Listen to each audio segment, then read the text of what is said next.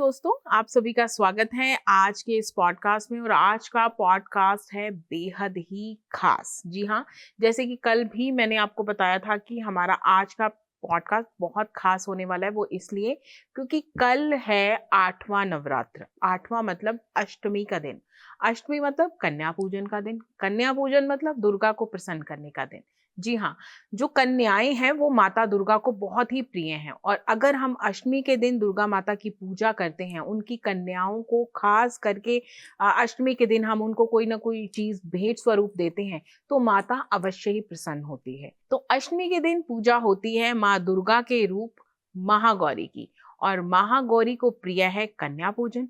जी हाँ, तो ये कन्या पूजन कैसे किया जाए, कन्या को कौन सी चीजें हैं जो उनको भेंट स्वरूप दी जानी चाहिए। और कई बार क्या होता है कि आपको पूजा के दौरान कन्या नहीं मिलती। आज के बदलते दौर में हम लोग अक्सर अपने बच्चों को दूसरों के घर जाने के लिए मनाही करते हैं, किसी पे विश्वास नहीं करते। और कई बार क्या होता है कि जब कन्या पूजन के दिन होते हैं तो कई बार हमें पूजा करने के लिए कन्याएं मिलती ही नहीं है। तो ऐसे में क्या करें, अगर कन्या अष्टमी के दिन नहीं मिल रही हैं, और साथ ही साथ अगर कन्या एक या दो है, क्योंकि मान्यता है कि अष्टमी के दिन 9 कन्याओं का पूजन किया जाए या 8 कन्याएं मिल जाएं, तो कितनी कन्याओं का पूजन करना अनिवार्य है। और अगर उतनी कन्याएं नहीं मिलती हैं तो फिर क्या करें। इन्हीं सभी बातों पे चर्चा करने के लिए आज फिर से हमारे इस पॉडकास्ट शो में हमने इनवाइट किया है पी शिल्पाधर जी को, जो कि आपकी इन सभी तमाम सवालों के जवाब देंगी और साथ ही साथ जवाब देंगी आपके द्वारा भेजे गए कुछ प्रश्नों के उत्तर भी, जिनको मैं इस पॉडकास्ट के एंड में उनसे पूछूंगी। जो कि हमेशा की तरह हमारी प्रथा रही है कि जो आप सवाल हमें भेजते हैं, मैं इस पॉडकास्ट के एंड में उनके उत्तर देने का प्रयास करती हूँ पी शिल्पाधर जी से। तो चलिए आज हम बात करते हैं 8वें नवरात्र के बारे में और जानते हैं हमारे इन सभी सवालों के जवाब विश्वविख्यात एस्ट्रोलॉजर पी शिल्पाधर जी से। शिल्पा जी, फिर से आपका एक बार तहे दिल से स्वागत है। जय माता दी। जय माता दी। शिल्पा जी, आपको हमने फिर से एक बार इनवाइट किया है। नवरात्र के दौरान जो चीजें हमने करनी है या नहीं करनी है, इन सभी चीजों पे तो हम पिछले 7 दिनों से चर्चा कर रहे हैं। लेकिन कल है कन्या पूजन। जी, कन्या पूजन के दिन विशेष उत्साह, विशेष पूजा, विशेष एनर्जी हर किसी में होती है। क्योंकि जो लोग 9 दिनों तक, पिछले 7 दिनों तक, कई लोग 9 दिनों तक व्रत करते हैं, कई लोग 7 दिनों तक व्रत करके अष्टमी पूजते हैं। और जिन्होंने कल अष्टमी पूजन करना है, कन्या पूजन करना है, उनका उत्साह तो देखते ही कल बनेगा। तो ऐसे में मेरा आपसे एक सवाल है। कई बार, जैसे अभी मैंने स्टार्टिंग में भी हमारे व्यूअर से बात की कि हमें अष्टमी के दिन जो विधि है कन्या पूजन करने की, वो हमें नहीं पता। तो ऐसे में हम क्या करें? जी, कई बार क्या होता है, हमें कन्या पूजन की विधि नहीं पता होती। हम फर्स्ट टाइम व्रत रख रहे हो माता रानी के, तो आपने क्या करना है, कन्याओं को अपने घर में निमंत्रण देना है। छोटी छोटी कम उम्र की कन्याओं की, उनके चरण धोने हैं सबसे पहले, नतमस्तक होना है, माता का स्वरूप उन्हें समझना है। और जो जो आप माता को भेंट करते हैं, 16 श्रृंगार, चुनरी लाल रंग की, नारियल, प्रसाद, भोग में जो भी आपने बनाया हुआ है, और कुछ पैसे और स्टील के बर्तन देते हैं और उसमें हम ये सारी चीजें सजा के उन्हें देते हैं। इसके अलावा यदि आपकी यथाशक्ति है तो आप कुछ भी मनचाहा गिफ्ट उन्हें दे सकते हैं, जो भी आप माता रानी को देना चाहें। तो कहा जाता है इससे माता जो है बेहद प्रसन्न होती है। कन्याओं को लगा हुआ भोग डायरेक्ट माता रानी को लगता है। जी, तो जैसे कि आपने बताया कि कल कन्या पूजन करना अनिवार्य है और आपने विधि भी बताई, लेकिन आप मुझे ये बताओ कि कई बार क्या होता है कि कन्या पूजन के दौरान हमें कन्याएं मिलती ही नहीं है। कई बार ऐसा होता है कि कन्या ही नहीं है, तो फिर क्या करें? जी, ऐसे में आपने निराश नहीं होना। अगर कोई कन्या आपके घर नहीं आ पा रही है तो आपने मंदिर जाना है। धर्म स्थान और मंदिर में हमेशा कन्याएं रहती ही रहती हैं, क्योंकि उन्हें पता होता है आज नवरात्रों का दिन है तो आज बहुत सारी अच्छी अच्छी चीजें खाने को मिलेगी। तो नवरात्रों के दिनों में मंदिरों में बहुत रश होता है, तो जो आपका लोकल मंदिर है वहां जाइए, वहां आपको अवश्य कन्या मिलेगी ही मिलेगी। और शास्त्रों में ये चीज भी लिखी गई है कि अगर आपको कोई कन्या नहीं मिली है, तो आप माता को वो जो प्रसाद है वो आप निकाल दो 9 कन्याओं के रूप का, और वो मंदिर में आप चढ़ाओ। जी बिल्कुल, बिल्कुल ये भी कर सकते हैं। एक बार आप मंदिर चलेगा, एक कन्या वैसे तो मिलेंगी ही मिलेंगी, अगर नहीं मिली बाय चांस 1%, तो आपने जाके माता को वहां पे चढ़ा देनी। इससे आपके घर का भोग और घर का प्रसाद माता रानी के दरबार में डायरेक्ट चढ़ जाएगा। अच्छा, एक और बात शिल्पा जी, वो ये है कि कल अष्टमी का दिन है, जैसे कि महागौरी की पूजा होती है कल, तो जो लोग पिछले 7 दिनों से लगातार नवरात्र कर रहे हैं और जी। कल मंदिर में वो जाएंगे अपने जी। घर में कन्या पूजन करने के बाद या पहले, तो ऐसे में माता को कौन सी ऐसी चीजें कल के दिन वो अर्पण करे ही करे, ताकि जो 7 दिनों तक उन्होंने कड़ी तपस्या की है, व्रत जी। उपवास किया है, जी। तो उसका फल जो है वो उनको मिल सके। एक तो महागौरी माता रानी को नारियल की बर्फी बहुत पसंद है, तो एक आपने कोशिश करनी है कि नारियल की बर्फी का भोग आपने लगाना है। अगर खुद बना सकते हैं घर पे तो बहुत अच्छी बात है, क्योंकि स्वच्छ तरीके से फिर भोग लगेगा। दूसरा, माता रानी को आपने खीर, जो चावल की बनी खीर होती है, वो चढ़ानी है। चना पूरी हलवा अगर आपके घर में बना हुआ है तो वो भी आप माता रानी को भोग चढ़ाएंगे। फ्रूट्स, पंच मेवा जिसे कहते हैं, वो भी आपने चढ़ाना है, ठीक है।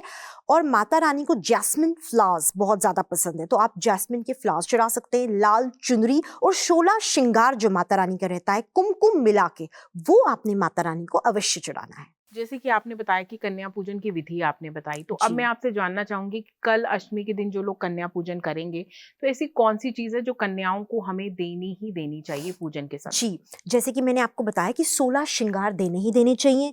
पैसे, लक्ष्मी जिसे कहते हैं, वो देनी ही देनी चाहिए। और कन्याओं के पैर जरूर छूने हैं, जैसे हम माता रानी के चरण स्पर्श करते हैं वैसे चरण स्पर्श करने। चुनरी लाल रंग की चढ़ानी ही चढ़ानी है उनको। वस्त्र भी आप दे सकते हो, और बर्तन देना अनिवार्य है, और प्रसाद तो देना ही देना है जो भोग में चढ़ाया है माता को। अच्छा, कन्याओं को बर्तन भी देना है? जी, बर्तन भी देने हैं। तो ये बड़ी एक अच्छी बात आपने बोली। बर्तन से मैं आप एक बात और आपसे जानना चाहूंगी। कई बार क्या होता है कि लोगों को लगता है कि बच्चे छोटे हैं, कन्याओं का स्वरूप छोटा होता है, हम जी। जो जी। है जिनकी जी। पूजन करते हैं, स्कूल गोइंग बच्चे होते हैं वो लोग, है ना? तो ऐसे में लोग क्या करते हैं कि उनके लिए लंच बॉक्स ले लेते हैं, टिफिन जी। बॉक्स ले लिए, जी। और कई बारी कुछ ऐसी चीजें होती है जो प्लास्टिक से बनी होती प्लास्टिक हैं। से बनी होती तो है। जी। आप ऐसे में क्या कहना चाहेंगी? क्योंकि अगर आपने ये हाँ, बोला है कि हाँ। बर्तन देना अनिवार्य है, जी। कोई बर्तन जी। आप उनको भेंट स्वरूप कन्याओं को दो, जी। तो वो बर्तन किस चीज का होना चाहिए? जी, प्लास्टिक तो अवॉइड करना चाहिए, क्योंकि हम माता को पूज रहे हैं, पहले माता को भोग चढ़ेगा फिर कन्याओं को दिया जाएगा, तो वो स्वच्छ होना चाहिए। स्टील हो सकता है अवल, तो स्टील भी अवॉइड करना चाहिए। तांबा, कॉपर जिसे हम कहते हैं केसल, उसका हो सकता है, कॉपर का हो सकता है, ये सब जो होते हैं स्वच्छ माने जाते हैं। परंतु स्टील भी किसी हद तक ठीक है, स्टील भी आप दे सकते हैं, प्लास्टिक बिल्कुल अवॉइड करना है। तो मतलब फैंसी चीजों को जी। आप वो मत करें, क्योंकि जी। कहीं ना कहीं जी। वैसे जी। भी प्लास्टिक जो है वो बच्चों के लिए क्या सबके लिए आजकल आजकल नुकसानदायक ठीक है। नहीं है, बिल्कुल। और अगर हो सके तो जो आपने बताया वो बर्तन हम बच्चों को भेंट जी। स्वरूप दें। जी। अच्छा, एक और चीज मानी जाती है, वो ये है कि कन्याओं को अष्टमी के दिन जो है, अगर आपका कोई ग्रह वीक है तो जी। उससे रिलेटेड अगर चीजें हम उनको अर्पित करते हैं तो वो आपके ग्रह जो है वो अच्छे हो जाते हैं। बिल्कुल, तो ये बिल्कुल, भी आप बिल्कुल। बताइए कि हमारे नव ग्रह है, जैसे हम्म। प्रथम ग्रह है, तो उससे रिलेटेड कौन सी चीजें हमारी जो कन्याएं हैं उनको कल देनी है? जी, प्रथम ग्रह जैसे हमारा एरीज राशि बनती है, तो एरीज राशि का मंगल जो है स्वामी है, तो मंगल आपका सिंदूर और लाल चुनरी और श्रृंगार के समान को दर्शाता है। तो अगर आप माता रानी को ये चढ़ाएंगे तो आपका मंगल ग्रह जो है प्रसन्न हो जाएगा। तो जिन जिन का मंगल ग्रह कुंडली में कमजोर है वो माता रानी को चढ़ा सकते हैं। इसी के अलावा ध्वनि तत्व जिसका कमजोर है, माता रानी के 4 भुजाओं में से एक भुजा में डमरू होता है। डमरू जो है जब माता रानी चलाती है तो डमरू की आवाज आती है। तो ध्वनि तत्व पे मतलब इसका काफी ज्यादा कंट्रोल, एक भूमिका बहुत मेजर है। तो जिनकी कुंडली में ध्वनि तत्व कमजोर है वो माता रानी को डमरू भी चढ़ा सकते हैं। अच्छा जी। तो अब हम बात करते हैं जिनका चंद्र कमजोर है, वो माता को क्या चढ़ाना है? जिनका चंद्र कमजोर है, माता रानी को गंगा जल आपने अर्पण करना है, और सफेद रंग के फूल माता रानी को देने हैं। इससे आपका चंद्र जो है कहीं ना कहीं मजबूत होता है। और माता महागौरी का वैसे मैं आपसे जानना चाहूंगी, पसंदीदा कलर कौन सा है? जी, उनका फेवरेट कलर है पर्पल। पर्पल उन्हें बहुत ही पसंद है। सूर्य अगर आपका कमजोर है तो सूर्य के लिए आपने क्या करना है, आज के दिन, कल के दिन, जो कल महागौरी का दिन है, आपने सूर्य को अर्घ देना है और उसमें आपने गुड़ मिला देना है थोड़ा सा। अर्घ देने के पश्चात आप जमीन पे गिरा हुआ जल उठाएंगे दाहिने हाथ से और अपनी रिंग फिंगर से उसका तिलक लगा देंगे महागौरी को याद करते हुए। और कन्याओं को आपने अवश्य पूजना है आज के दिन। इससे आपका बुध ग्रह स्ट्रांग होता है, जिसको हम मर्क्यूरी कहते हैं। मर्क्यूरी जो है कम उम्र की कन्याओं को दर्शाता है, तभी ये कन्या राशि का स्वामी होता है। जेमिनाई और कन्या राशि का स्वामी होता है। गुरु आपके अपने आप प्रसन्न हो जाते हैं जो बृहस्पति ग्रह, क्योंकि आप कहीं ना कहीं जब देवी पूजन कर रहे हैं तो आप पंडितों को भी आदर सम्मान दे रहे हैं, जब मंदिर जाते हैं, जो वहां के पंडित होते हैं, पुरोहित होते हैं, तो गुरु आपका मात्र आदर देने से, सम्मान देने से ही प्रसन्न हो जाता है। राहु आपसे कोसों दूर रहता है, राहु केतु, क्योंकि जब माँ की साक्षात कृपा आपके ऊपर है तो राहु केतु आसपास भटक ही नहीं सकते, तो अपने आप वो शांत हो जाते हैं। शुक्र ग्रह आपका प्रबल होता है यदि माता रानी को आप परफ्यूम, भेंट स्वरूप कोरी परफ्यूम, नई परफ्यूम श्रृंगार के साथ देते हैं, तो शुक्र ग्रह जो है आपका बेहद प्रसन्न हो जाता है और आप पे कृपा करता है। वैसे भी जो महागौरी माता है, इन्हें कहा जाता है लग्जरी की माता, मतलब जिसको जिंदगी में लग्जरी चाहिए, अबंडेंस चाहिए, शादी विवाह बहुत धूमधाम से चाहिए, वो माँ गौरी की जो है उपासना कर सकता है। अच्छा, तो अभी शनि ग्रह रह गए हैं। जी जी जी जी, शनि ग्रह रह गए, तो आपने क्या करना है, देवियों को तो आप पूज ही रहे हैं, घर के जो बड़े बुजुर्ग हैं आज के दिन, जो आपसे उम्र में बड़े हैं, पिता हो सकते हैं, दादाजी हो सकते हैं, दादी हो सकती हैं, सास ससुर, जो भी आपसे उम्र में बड़े हैं, उन्हें भी आप तोहफे के रूप में कुछ न कुछ आज जरूर दीजिएगा, क्योंकि इससे आपका शनि ग्रह प्रसन्न होता है। जी, तो ये तो हुई नवग्रहों की बात कि अगर हम कन्या पूजन के दिन इन ये सभी चीजें अगर हम कन्याओं को भेंट स्वरूप देते हैं तो कहीं ना कहीं हमारे नवग्रह भी हैं वो बैलेंस हो जाएंगे और हमें अच्छा जी फल देंगे। और मुझे लगता है शिल्पा जी, जैसे जिस प्रकार हमें आप कल के बारे में इतनी इंटरेस्टिंग जानकारी दे रहे हैं, तो कल का दिन बहुत खास दिन है अपने आप में, जी जी जी क्योंकि जी जी 9 दिन तक माता की जोत जिन घरों में जगी, जिन लोगों ने मंदिर में जाके माता के समक्ष भेंटें चढ़ाई, जिन लोगों ने घर में तपस्या की, व्रत रखे, तो कल का दिन वो अपने आप में एक तरह से एक प्रखर माँ की शक्ति का जागृत दिन है, जो साक्षात कन्याओं के स्वरूप में हमारे घर में आएगा। जी जी, बिल्कुल जी, बिल्कुल सही बात तो है। एक और चीज मैं आपसे जानना चाहूंगी, क्योंकि ये मैंने देखी है, जब कन्याएं हमारे घर में आती हैं, हम उनकी पूजा अर्चना करते हैं, जिस आसन पे हम उनको बिठाते हैं, जैसे ही हमने उनकी पूजा से हम निवृत्त हुए, हमने उनकी पूजा कर ली और वो घर से विदा ले लेती हैं कन्याएं, तो लोग ऐसे में क्या करते हैं कि जिस आसन पे वो बैठी हैं वो आसन उठाया और उसको झाड़ना शुरू कर देते हैं। कि मतलब कई बार क्या होता है कि कन्याओं को हम बोलते हैं कि जो चीज हमने उनको खाने के लिए दी है कि आप भोग लगा लो, तो छोटी कन्याएं हैं तो कई बार खाती हैं, गिर गया कुछ नीचे, कुछ सामान बिखर गया, तो जैसे ही वो चली जाती हैं, विदा हो जाती हैं, तो लोग साफ सफाई करने लग जाते हैं। जी तो शास्त्रों में ये लिखा गया है कि जैसे ही वो घर से कन्याएं विदा हो रही हैं तो तुरंत हमें अपने घर में साफ सफाई नहीं करनी चाहिए। तो इसके बिल्कुल पीछे क्या कारण है? बिल्कुल, ये कारण है कि देवी माँ साक्षात आपके घर उस टाइम आई होती है, उनकी शक्ति साक्षात आई होती है, तो भोग किया हुआ जो प्रसाद है वो भी कहीं ना कहीं पृथ्वी तत्व के साथ मिल गया, अगर जमीन पे गिरा, और पृथ्वी भी अपने आप में माँ है, धरती माँ है, तो आप पृथ्वी तत्व को भी नहीं छेड़ेंगे, आप उसको रहने देंगे जब तक आकाश में सूर्य है, उसके बाद आप उसे हाथ से उठाएंगे और जल परवाह अगले दिन कर सकते हैं।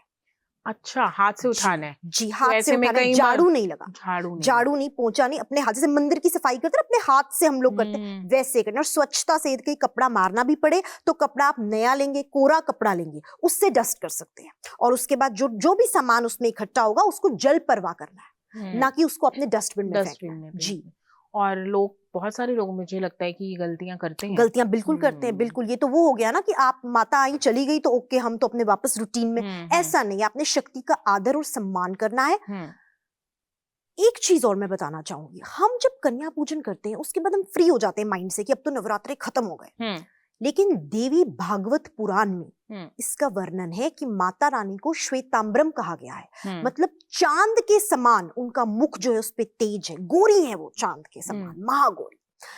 तो जब संध्या हो जाए और आसमान में चांद निकले तो उस रात को आपने चांद को अर्घ देना है।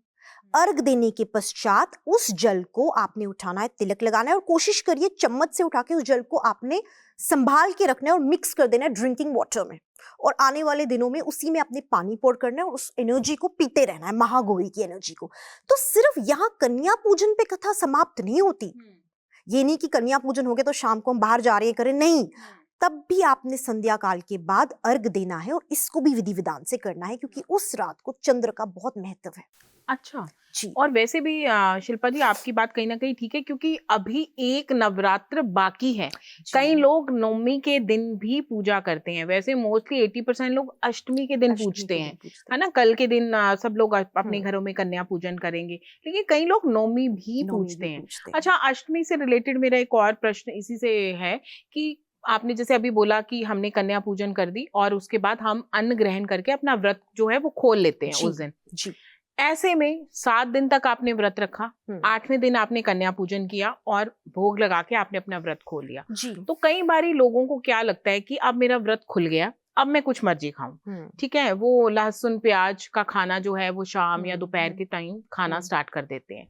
तो ऐसा करना क्या शास्त्र वर्णित मतलब ये चीजें हैं कि करना उचित नहीं है? आपको कैसा आहार व्रत खोलने के बाद भी लेना है? क्योंकि एक तो आपने आज कन्या पूजन किया और दूसरा कल फिर अभी एक नवरात्र बाकी है। जी, माता को, महागौरी माता को अन्नपूर्णा माता भी कहा जाता है। तो आप जो अन्न ग्रहण करेंगी विजयदशमी के दिन तक आपने सात्विक भोजन नहीं करना है, बिल्कुल सात्विक भोजन करना है। कोई लहसुन प्याज आपके घर में भी नहीं आना चाहिए। ग्रहण करना तो दूर की बात है, घर के मेन द्वार के अंदर एंटर भी नहीं होना चाहिए।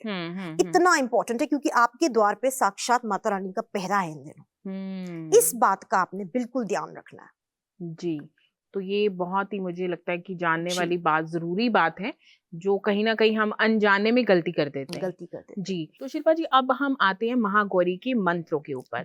तो कल के दिन ऐसा कौन सा मंत्र है जिसको करने से हम कन्या पूजन करें, या फिर जब हम मंदिर में माँ को भोग और चुनरी चढ़ाने जाएंगे तो उस समय हम माँ के समक्ष कौन सा ऐसा मंत्र बोले जिससे माँ हम पे कृपा बरसाए? जी, आप बीज मंत्र माता रानी का, महागौरी माता रानी का कर सकते हैं। 1 माला मिनिमम आपने करनी है, चाहे अपने घर पे चाहे मंदिर में आप कर सकते हैं। मंत्र है ओम ऐं ह्रीं क्लीं महागौरी देव्याय नमः। मैं दोबारा रिपीट करती हूँ, ओम ऐं ह्रीं क्लीं महागौरी देव्याय नमः। इस मंत्र का आपने जाप करना है 108 बार मिनिमम है। कोई भी मंत्र हम करते हैं तो 1 माला यानी कि 108 बार मण के जो होते हैं उसके मिनिमम हमने करने ही करने हैं। उसके बाद हमारी इच्छा है।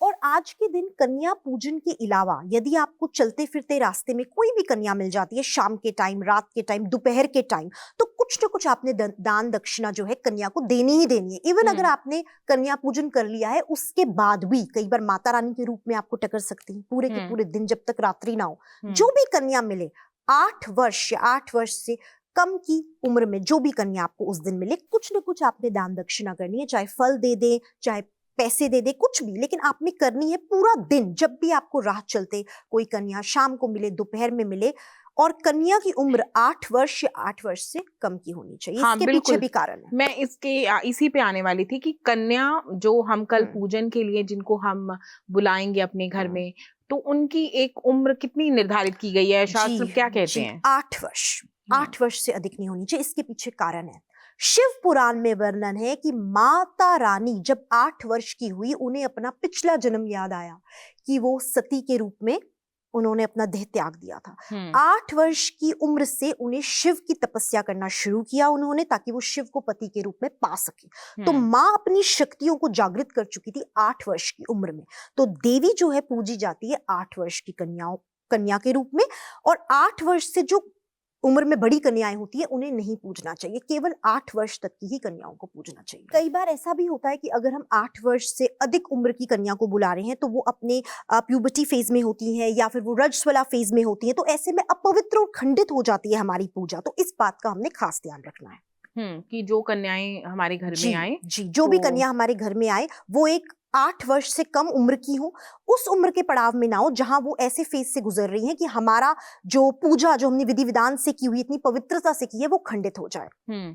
और कहीं ना कहीं हमें माता के व्रत के दौरान भी ये चीज बहुत ध्यान रखने वाली चीज है कि अगर कोई स्त्री अपने पीरियड्स के टाइम में गुजर रही है, तो अगर घर में कोई किसी के घर में या आपने अपने घर में कोई अखंड जोत जलाई है, तो आप उसके आसपास ना जाएं। तो कहीं ना कहीं ये माता की बिल्कुल क्योंकि हम इतने दिन तप करते हैं, लास्ट के दिन हमसे कोई भूल चूक नहीं होनी चाहिए। वैसे भी कहा जाता है कि जब आखिरी में हम माता रानी से प्रार्थना अर्चना कर रहे हैं, 8वें दिन या 9वें दिन जिसने जो भी धारणा की हुई है माता रानी की, लास्ट में हमें भूल चूक माफ, क्षमा अर्चना मांगनी चाहिए। क्योंकि इंसान है, मनुष्य है, गलती मनुष्य से ही होती है ना। इतनी पवित्रता कई बार इंसान नहीं भी रख पाता है ना। कहीं पैर पड़ गया, कुछ हो गया गलती से, स्वच्छता में कुछ, तो भूल चूक माफ एंड पे आपने रोजाना वैसे तो करनी है, लास्ट की नवरात्रों में आपने माता रानी से भूल चूक माफ मांगी। अच्छा शिल्पा जी, अब हम आते हैं अपने व्यूवर्स के कुछ प्रश्नों के बारे में। उनके उत्तर आपसे जानना चाहेंगे। हमें महक जी लिखती हैं जीरकपुर से, वो जानना चाहती हैं कि वो कन्या पूजन करती हैं हर वर्ष, लेकिन इस बार वो रसवलाएं उनके पीरियड्स जी। आ गए हैं तो वो जानना चाहती हैं, ऐसे में वो क्या करें? ऐसे में वो मंदिर में प्रवेश ना करें। उनके घर में यदि कोई और मेंबर है, कोई और फैमिली मेंबर है, स्त्री है, तो वो पूजा अर्चना कर सकते हैं उनकी जगह। जब वो बिल्कुल ठीक हो जाए तो वो उसके बाद कुछ दिनों बाद प्रसाद ग्रहण कर सकती हैं, उसमें कोई दिक्कत नहीं है। माता से मन ही मन वो अरदास कर सकती है, क्षमा अर्चना मांग सकती है, इतना वो कर सकती है। जी। अगला प्रश्न है हमारा, ये है सुभाष जी हैं अहमदाबाद से। तो वो पूछ रहे हैं कि उनके आसपास सिर्फ 3 कन्याएं हैं उनको, जो वो पिछले साल भी उन्होंने नवरात्र गए तो उन्होंने सिर्फ 3 कन्याओं का ही वो कन्या पूजन कर पाए। जी और उनके घर से जो मंदिर है वो बता रहे हैं कि अप्रोक्सीमेटली 22 किलोमीटर है जो मंदिर जी जहाँ वो जी जाना जी जी जी। पूजा करते हैं मतलब हम्म। जाके। तो वो बोलते हैं कि इस टाइम में जब वो कल कन्या पूजन करेंगे तो वो बोल रहे हैं कि अब भी मुझे मेरे घर के लिए 3 कन्याएं ही मिलेंगी। हम्म। तो जैसे कि वो चाहते हैं कि मेरे घर में 9 कन्याएं आए, या 9 कन्याएं ही हम्म। करना जरूरी है, या फिर 3 करके मुझे मेरे जो मैंने 7 दिन व्रत रखा है उसका फल मुझे मिल जाएगा? बहुत ही अच्छा प्रश्न है उनका। मैं जवाब देना चाहूंगी ऐसे में वो क्या कर सकते हैं जिससे उनकी भावनाओं को भी ठेस ना पहुंचे और विधि विधान से कार्य भी हो जाए। तो क्या करेंगे वो, जब 3 कन्याएं उन्होंने बिठा दी, आसन बनाएंगे 9 कन्याओं का। अच्छा। आसन बनाएंगे 9 कन्याओं का, सामान लाएंगे 9 कन्याओं का। ओ। 3 कन्याओं को बिठा दिया, बाकी की बची 6। हम्म 6 में वो एक एक जोत जलाएंगे। हम्म नॉर्मल जोत, अखंड नहीं, नॉर्मल जोत। और हर जोत में माता रानी को बोलेंगे कि आप जोत के रूप में यहाँ है, कन्या के रूप में। और जब वो सामान कन्याओं को, 3 कन्याओं को देंगे तो उस आसन पे जोत के साथ वो उन माताओं का या उन देवियों को, कन्याओं का सामान रखते जाएं। ठीक है, कन्याएं सामान लेके चली गई, वो वहीं पे रहेगा। कुछ टाइम बाद अगर वो मंदिर नहीं जा सकते हैं, दिया बुझ जाएगा, इवेंचुअली जल परवाह करना है उस सारे सामान का, तो अपने ओ। आप वो माता रानी को भोग लग जाता है। यही तरीका है। और इस टेक्निक को हम कहते हैं विजुअलाइजेशन टेक्निक, जिसको हम इंग्लिश में, जो आजकल का यूथ रिलेट कर सकता है। ये हमारे पुरानों वेदों में भी है। मात्र आंखें बंद करके, तीसरी आंख पे फोकस करके आपने ध्यान माता रानी का ज्योत स्वरूप तीसरी आंख में लगा के कन्या के रूप में माता को इमेजिन करना है, तो माता प्रकट हो जाएगी। एनर्जी है माता, हम्म जैसा मन जैसा भाव वैसा है ना। तो हम्म। आपके दिल में भी होगा, आपने 9 की 9 कन्याएं पूछ ली। अगर बिल्कुल। फिजिकल रूप में नहीं है तो क्या हुआ, क्या ज्योत के हुआ? रूप में है। हाँ, वो बोला जाता है ना कि मन चंगा तो कठौती में गंगा। बस बिल्कुल बस बिल्कुल। बिल्कुल वही बात है। और जैसे कि कन्या पूजन की बात चल रही है तो एक और चीज है, माँ की रूप समझ की कन्याओं को जब हम अपने घर में इनवाइट करते हैं तो कहीं ना कहीं कई लोग एक छोटे लड़के को भी हम अपने घर में कन्याओं के साथ इनवाइट करते हैं। जी उसको जी। बोला जाता है आम लैंग्वेज में माँ का लोंकड़ा। हाँ हाँ हाँ तो हाँ। इसके बारे में भी थोड़ा सा क्लियर कीजिए। जी, अगर छोटा लड़का आ जाता है, प्रसाद देने में कोई बुराई नहीं है। देखो, हम्म प्रसाद तो सब खाते, प्रसाद में कोई दिक्कत नहीं है। लेकिन छोटे लड़के को आप श्रृंगार, छोटे लड़के को आप माता का श्रृंगार नहीं देंगे, उनको सिर्फ प्रसाद देंगे जो माता का भोग लगा हुआ है, सिर्फ हम्म इतना देंगे। और उन्हें आसन पे नहीं बिठाएंगे, उन्हें आप साइड पे बिठाएंगे। आसन जो है सिर्फ माँ के लिए बना है, क्योंकि माँ पूजी जाती है देवी हम्म के रूप में। आप उन्हें नॉर्मल रिस्पेक्टफुल, जैसे घर पे कोई अतिथि आता है, हम्म माँ का कोई चहीता है, उस तरीके से बिठा देंगे। उन्हें प्रसाद, फ्रूट्स दे सकते हैं, हलवा पूरी बना है, चने खीर जो भी बना है, उन्हें आप प्रसाद दे सकते हैं। अगर आपकी इच्छा है उन्हें गिफ्ट देने की, दीजिए, पर श्रृंगार नहीं देंगे। श्रृंगार केवल देवी रूप में कन्याओं कन्याओं को को ही दिया दिया जाएगा। जाता है। अच्छा, ओके ओके। और लेकिन मेरे को लगता है कि ये गलती हम सब करते हैं कि जो हम लड़के को बुलाते हैं तो वो भी कन्या के साथ ही हम बिठा के उसको सेम वही ट्रीटमेंट देते हैं जो हम कन्याओं को जी तिलक और वो जी चीजें जी सब। जी जी जी। अगर आप लड़के की जगह, आपकी खाली जगह है, जैसे कि मैंने कहा, आप जोत चला दीजिए। हम्म अच्छा। तो एक और सवाल इससे ये मेरे दिमाग में आ रहा है, ये आ रहा है कि लोंकड़ा बुलाना या फिर उसको बिठाना वो जरूरी है या उनके बिना भी पूजा लग जाती है? उनके बिना भी पूजा लग जाती है, बिल्कुल अनिवार्य नहीं। लेकिन आपकी फेथ के ऊपर है। अगर आप चाहते हैं बुलाना तो बिल्कुल बुलाइए, अगर आप नहीं भी बुला रहे तो कोई वहम नहीं है, इसमें कोई वहम नहीं। अच्छा, ओके। तो इसमें ऐसा नहीं कि आप मानो कि मेरी पूजा जो है वो अधूरी रह गई या नहीं, कुछ ऐसा? ऐसा कुछ भी जी जी। तो मुझे आशा है कि सुभाष जी को भी उनके सवाल का जो जवाब है वो मिल गया होगा। तो अब मैं आपसे एक और चीज जानना चाहूंगी, वो एक बच्चों से रिलेटेड ही है। नहीं। तो पूजा जी हैं, हिसार से लिखती हैं, हरियाणा में पड़ता है हिसार। तो वो जानना चाहती हैं कि नवरात्र के दौरान वो देवी की उपासक हैं जैसे, तो वो जी जानना चाहती हैं कि उनको कोई ऐसा कॉमन मंत्र बताओ जिससे उनका विश्वास जो है और उनका जो मन है वो भक्ति की और लगने लग जाए। वो चाहती हैं कि मुझे, वैसे वो जाप तप करती हैं लेकिन वो चाहती हैं कि कोई ऐसा उपाय कि वो जो भक्ति की तरफ वो चाहती हैं कि मेरा मन और ज्यादा जाए, मैं और पूजा पाठ करूं। बिल्कुल, बहुत ही अच्छा प्रश्न है। अक्सर देखा जाता है जब हम जप तप करते हैं, आंखें बंद करके माला पिरो रहे हैं, मंत्र चाहे जो भी हो, ध्यान हमारा होता है प्रेशर कुकर किचन में लगा है, हाँ। ध्यान होता है बच्चे ने स्कूल जाना है। तो ध्यान को एकाग्रित करना ये मंत्र जपने की महिमा है। इसीलिए मंत्र चाहे आप एक माला करें, लेकिन प्रश्न ये उठता है कि भक्ति में मन कैसे लगाएं, ध्यान को एकाग्रित कैसे करें। कुछ नहीं करना, मंत्र की माला हाथ में पकड़नी है, आंखें बंद करनी है, अंधकार विजुअलाइज करना है और अंधकार के बीच में माता की प्रतिमा विजुअलाइज करनी है। हम महागौरी की बात करें तो व्हाइट बुल पे वो बैठी हैं, विराजी है 4 भुजाएं लेके, उन्हें इमेजिन करना है। इमेजिन करने के बाद माता से बातें करनी है मंत्र के रूप में। जब आप बातें करेंगे, जब आप चैंटिंग करेंगे तो क्या होगा, आपका ध्यान इधर उधर नहीं भटकेगा। तो आपने चैंटिंग को विजुअलाइजेशन के साथ मर्ज कर दिया और यही एकमात्र तरीका है भक्ति में डूबने का और माँ के आशीर्वाद को संपूर्ण तरीके से पाने का। इसीलिए आधे लोग कहते हैं मैं तो इतनी भक्ति करता हूँ, करती हूँ, मुझे तो कुछ होता ही नहीं है। कैसे होगा? मात्र कोई फॉर्मेलिटी थोड़ी ना कि हमने जप कर लिया। ये तो वही बात होगी, हम पढ़ाई करते अगले दिन एग्जाम में हमने पढ़ लिया, लेकिन जब तक हम इन्वॉल्व नहीं होंगे हमें समझ ही नहीं याद आता। कैसे रहेगा? बिल्कुल बिल्कुल। तो हमें उनकी प्रशंसा करनी है, उनके प्रेम में डूबना है, उनके स्वरूप की प्रशंसा करनी है मन में। उनके स्वरूप की प्रशंसा करते करते मंत्र जापना है। और जो मंत्र है ओम एम ह्रीम क्लीम महागौरी देव्याय नमः, ये अपने आप में संपूर्ण है। इसमें एम भी है सरस्वती माँ का, इसमें ह्रीम भी है शक्ति का, इसमें क्लीम भी है काली का। तो इससे संपूर्ण मंत्र महागौरी का बीज मंत्र और कोई भी नहीं। जी, thank you so much Shilpa ji, इतनी महत्वपूर्ण जानकारी आज जी, आपने हमारे साथ थैंक शेयर यू। की, क्योंकि कल सभी भक्तों के लिए बहुत बड़ा दिन है। कल कन्या पूजन है, अष्टमी का दिन है और जो लोग इतने टाइम से नवरात्र कर रहे हैं उनके माता के प्रति स्नेह प्रकट करने का दिन है। जी जी जी, तो जी। Thank you so much. तो आज आपने जाना कल कन्या पूजन करने की विधि के बारे में और साथ ही साथ कुछ ऐसे प्रश्नों के उत्तर भी शिल्पा जी ने दिए जो आपके द्वारा भेजे गए थे। कुछ आपके भ्रम दूर करने का भी प्रयास हमने अपने इस पॉडकास्ट के थ्रू किया। लेकिन इतना ही नहीं, क्योंकि कल अष्टमी का दिन है। कल फिर हम इसी चैनल पर इसी समय आपके सामने फिर से रूबरू होंगे। 9वें नवरात्र की देवी है सिद्धिदात्री, उनके बारे में जानने के लिए कि वो किस प्रकार से सिद्धियां प्रदान करती है, क्योंकि सिद्धिदात्री को सिद्धियों की देवी माना जाता है। तो कैसे उसको प्रसन्न करें, उनके बारे में भी हम कल चर्चा करेंगे। मिलेंगे कल फिर इसी समय इसी चैनल पर इसी शो में। तब तक के लिए जय माता दी।